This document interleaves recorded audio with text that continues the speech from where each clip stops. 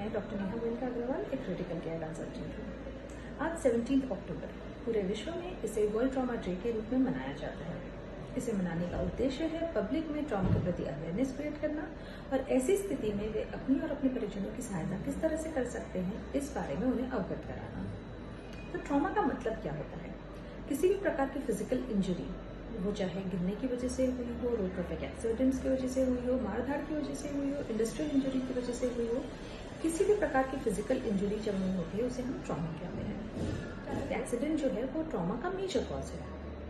आइए कुछ आंकड़ों की मदद से जानने की कोशिश करते हैं कि ट्रॉमा का हमारी लाइफ पे क्या इम्पैक्ट है। अगर हम इंडिया की बात करें तो प्रत्येक 1.9 मिनट्स में एक डेथ ट्रॉमा की वजह से हो रही है। 8% से अधिक एक्सीडेंट ग्रस्त लोग पहले 1 घंटे में हॉस्पिटल नहीं पहुंच पाते और 30% से भी अधिक व्यक्ति हॉस्पिटल पहुंचने से पहले ही उनकी मृत्यु हो जाती है। अगर हम वर्ल्ड स्टैटिस्टिक्स की बात करें तो विश्व में हर साल 1 मिलियन से भी अधिक डेथ्स रोड ट्रैफिक एक्सीडेंट की वजह से हो रही है। 20 मिलियन से भी ज्यादा हॉस्पिटल एडमिशंस का कारण ट्रॉमा है और 9% ऑफ ग्लोबल मोर्टेलिटी का कारण भी ट्रॉमा है। तो जब इसका इतना इम्पैक्ट है हमारी लाइफ पे, तो आइए उस बारे में कुछ जानकारी हासिल करते हैं। जैसा कि मैंने बताया, रोड ट्रैफिक एक्सीडेंट एक मेजर कॉज है ट्रॉमा का। सपोजिटली हम कभी ऐसी सिचुएशन में फंस जाते हैं या हमारा रोड ट्रैफिक एक्सीडेंट हो जाता है, तो हमें क्या करना चाहिए? फर्स्ट एंड फॉरमोस्ट, ये पैनिक वाली सिचुएशन होते हुए भी हमें काम रहना है, पैनिक क्रिएट नहीं होने देना है। जैसा कि प्लेन्स में भी बताया जाता है, आपातकालीन स्थिति में पहले खुद ऑफ करें, फिर दूसरों की सहायता कीजिए। इसी तरह अगर आप किसी एक्सीडेंट हो जाता है आपका, तो पहले ये इंश्योर कीजिए कि आप सुरक्षित है, आपको कोई मेजर इंजरी नहीं हुई। इसके पश्चात तुरंत एक हेल्पलाइन नंबर या फिर अपने रास्ते के अस्पताल का नंबर डायल कीजिए और एम्बुलेंस को मदद के लिए बुलाएं। तीसरी चीज है सीन सेफ्टी। सीन सेफ्टी यानी जहां आप मदद करना चाह रहे हैं वो जगह आपके और उस व्यक्ति के लिए सेफ होनी चाहिए। रास्ते के बीच में आप उनकी मदद नहीं कर सकते, तो उन्हें रास्ते के साइड में या किसी सेफ जगह पर शिफ्ट कीजिए।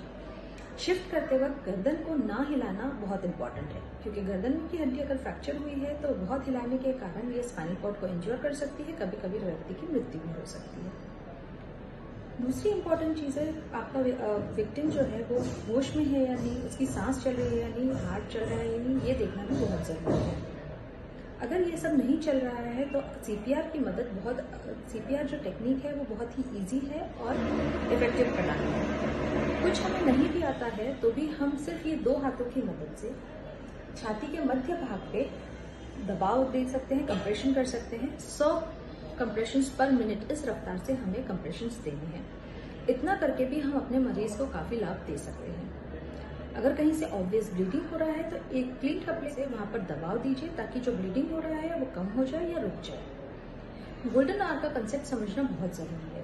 गोल्डन आवर यानी इंजरी के बाद का वो पहला घंटा, जिसमें अगर हमने कुछ पेशेंट को मदद कर दी तो पेशेंट की लाइफ और लिम्ब सेविंग के चांसेस बहुत ज्यादा बढ़ जाते हैं। इसलिए तुरंत अपने पेशेंट को नजदीकी हॉस्पिटल में शिफ्ट कीजिए।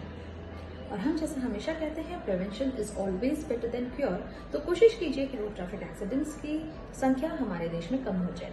कैसे कर सकते हैं? स्पीड को नियंत्रित रखें, ट्रैफिक के गोल्डन रूल्स को फॉलो करें, हेलमेट, सीट बेल्ट जैसे सेफ्टी उपकरणों का प्रयोग कीजिए।